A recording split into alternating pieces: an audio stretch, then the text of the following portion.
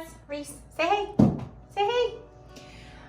It is 5:30 on Sunday, so it is time for Awana. Every week I share a lesson with y'all, and so that's what I want to do this week. But I also would love after this lesson for you to spend some time learning your verses if you haven't done that this week. Get those verses memorized, get your parents to sign off on them so those are done. Okay, guys? First on the agenda, I want to go over our questions from last week's Joseph lesson.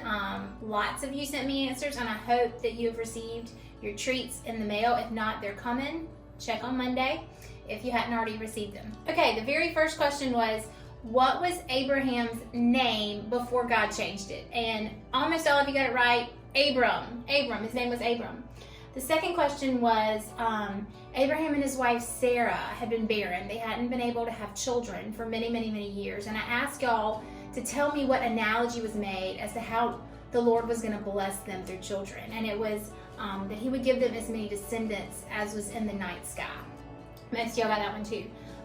The third question, I asked you about Esau and Jacob and what was special about Esau. And what I was looking for is that he was hairy and he was red when he was born.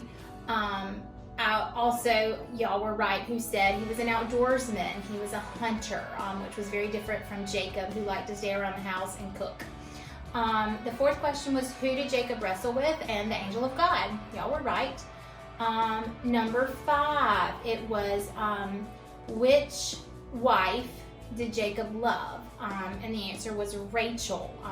If you remember from our story, he had to work 7 years, and he thought he was going to earn the hand of Rachel, and really he got Leah because Leah was the older sister, and he wanted Rachel. So he worked an additional 7 years for a total of 14 years to earn Rachel's hand in marriage. So Rachel was his beloved wife. Number 6, the brother that spoke up for Joseph was Reuben, the oldest, Reuben. Number 7, Joseph became a slave in Egypt. The country was Egypt. All right, number 8, I asked you what a cupbearer was, and that is just someone who is almost like a butler. He served drinks at the Pharaoh's palace. There were times that he would even go and have to drink of the cup before it was given to the Pharaoh to make sure that it wasn't poisoned or anything. So that's what a cupbearer was.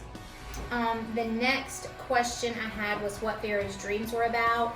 There was one about 7 unhealthy cows and 7 healthy cows, and then some grain that was scorched and some healthy grain, and that represented the 7 years of famine that would come after the 7 years of plenty that ended up happening, that Joseph interpreted for Pharaoh correctly after all of the magicians and other people couldn't tell him what it meant.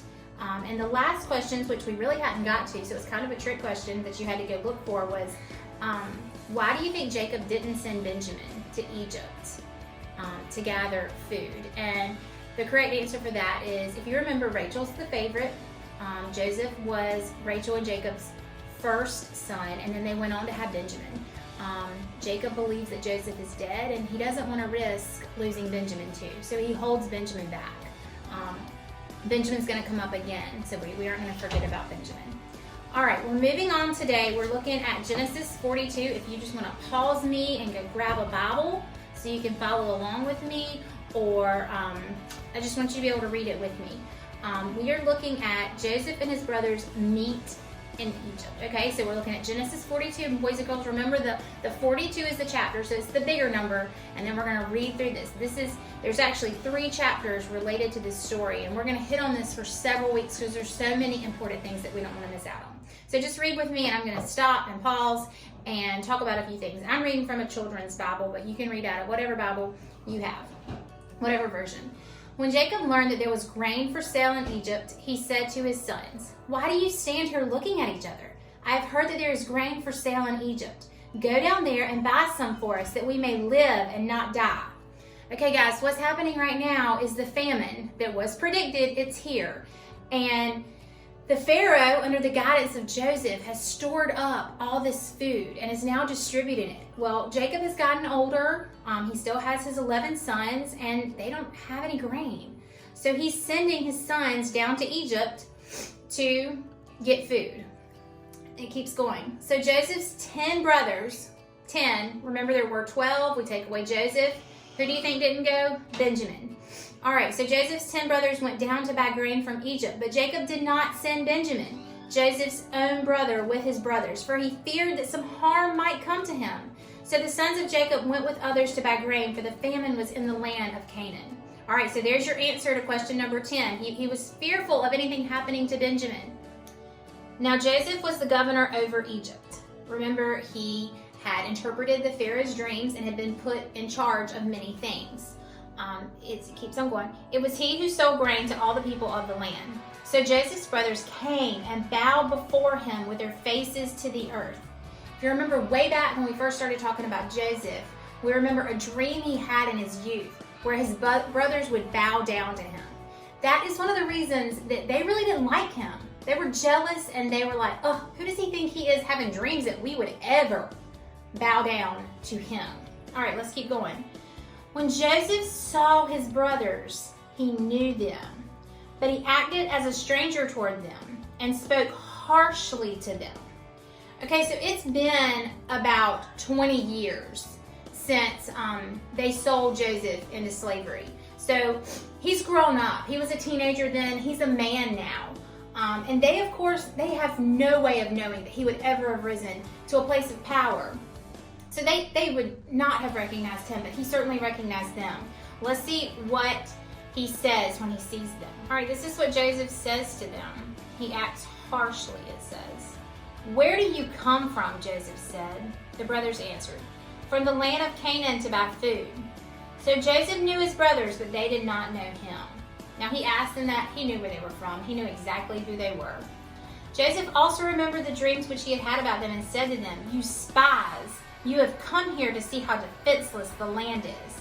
But they said to him, no, my lord, your servants have come to buy food. Listen, they called him my lord. Again, he is in a position of power that they could have never dreamed. And that's Lord, little L, not big Lord. Okay. All right. They keep going. We are sons of one man. We are honest men. Your servants are not spies. But he again said to them, no, you have come to see how defenseless this land is. They answered, we, your servants, they're calling themselves servants, are 12 brothers, the son of one father in the land of Canaan. The youngest is today with our father, that's Benjamin, and one is dead. Okay, so they're telling him that Joseph is dead. They know they've sold him into slavery, but they probably think he has died by now, or at least to them he is dead. Joseph said to them, it is just as I said to you, you are spies. By this you shall be tested. As sure as Pharaoh lives, you shall not go away unless your youngest brother comes here. Send one of you and let him bring your brother while you remain in prison, that it may be proved whether you are telling the truth or not. Or else, as sure as Pharaoh lives, you are indeed spies. So he put them all into prison for 3 days.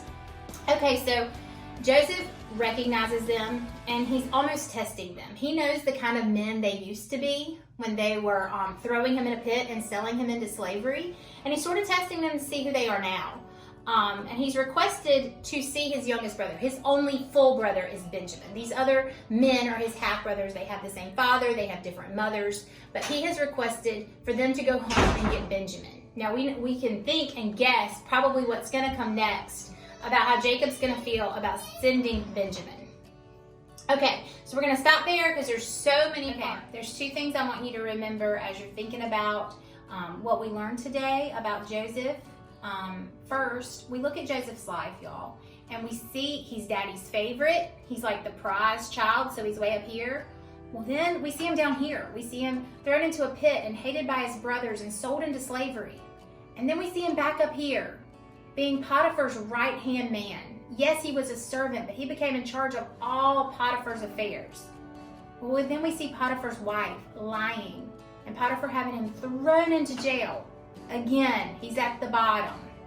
He's at the bottom, y'all. He's in jail. He's forgotten about. Even though he interpreted the baker and the cupbearer's dreams, he's forgotten about.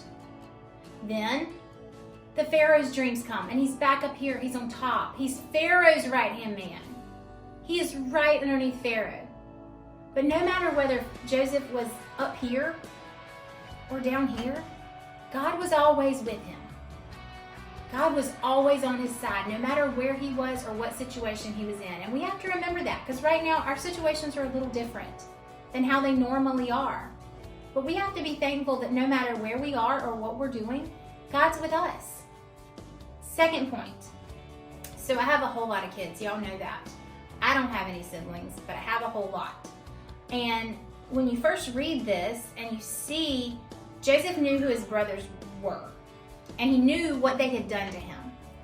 And I feel like it would be so easy for him to have jumped up off his throne and said, I told you so. I told you you were going to bow down to me, and here you are. Do you know who I am? Do you know what kind of power I have?